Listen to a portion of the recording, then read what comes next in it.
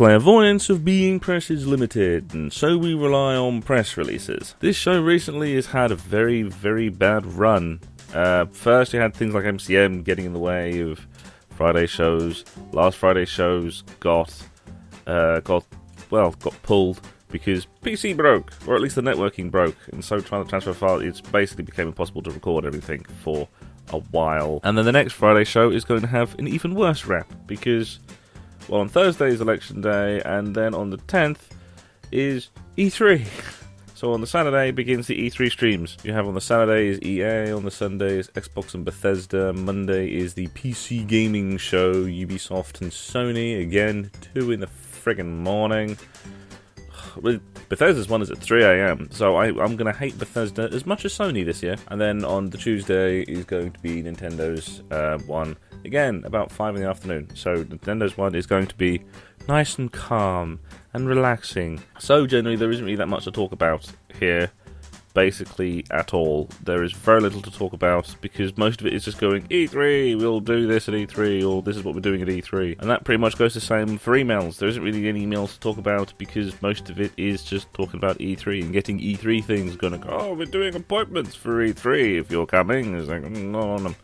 So there's not really that much to talk about. There's pretty much only 2 things to talk about. The first is GOG. As they say here, it's time for the biggest sale of the year at GOG.com, the digital distribution platform with curated selection of DRM-free games, set off for a great summer of adventure on Mystery Island, following the exciting story saving the world while exploring great games. Fantastic deals. Summer sale starts on June 6th. GOG is always a good place to get games. It's pretty much the place that I've always told people to go to get some of the older PC games, being someone from the DOS era and from the Windows 95 and 98 era, which is notoriously hard to get working sometimes. GOG is having a summer sale, so if you're wanting to get some of the old games and some of the curated games that are going off for free, like this free copy of Rebel Galaxy, then it is something to get and something to do. It's something to look into if you're looking for some of the other games. And as some E3 related news, Loading Bar in Stratford has teamed up with Renaissance PR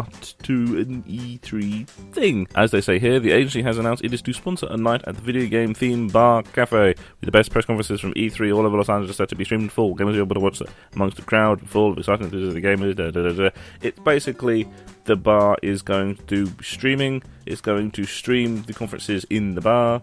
You could watch in the bar rather than having to finagle things and all the other things and stuff. It's basically you can go down the bar in Stratford, have a drinky while watching the streamy. I am just saying this could be something fun. I'm not going to be going because I'm going to have to be doing videos afterwards.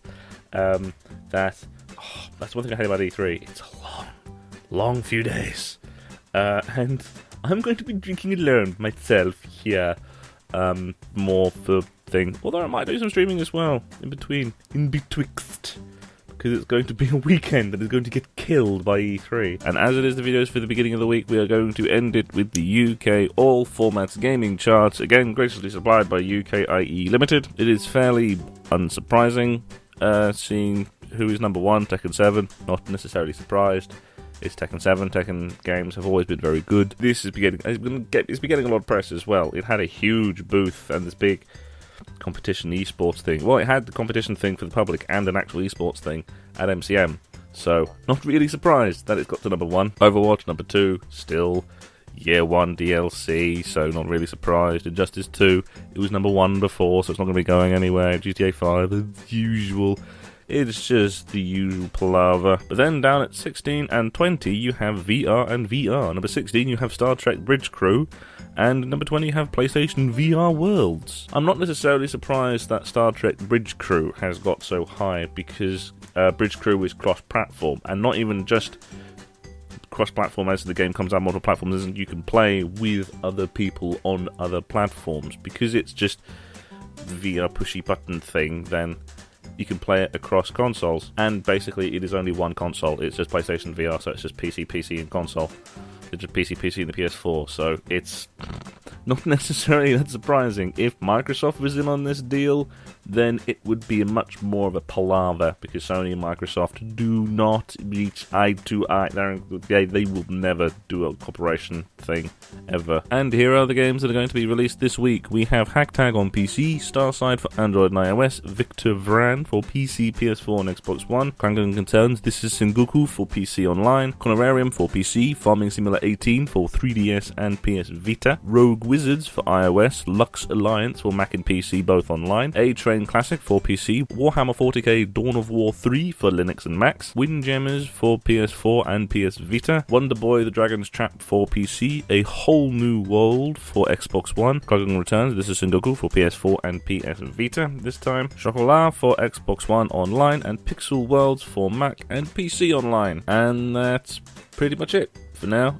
It's going to be a very busy weekend, and the Friday's episode is probably going to be missing again, but that's probably for the best, because all of the news is going to be coming out the day after. So yeah, that's pretty much it. If you enjoyed the episode and found this episode informative, please do consider subscribing and sharing the video around. Subscribe if you want to catch our E3 content, our E3 videos, and also go on to the torchentertainmentguide.com for other articles, other things, and all the other things, because we talk about a lot more than video games. Talk about movies, TVs, and technology, and various other things on the website. And so I will see you next time for the next Press Rush.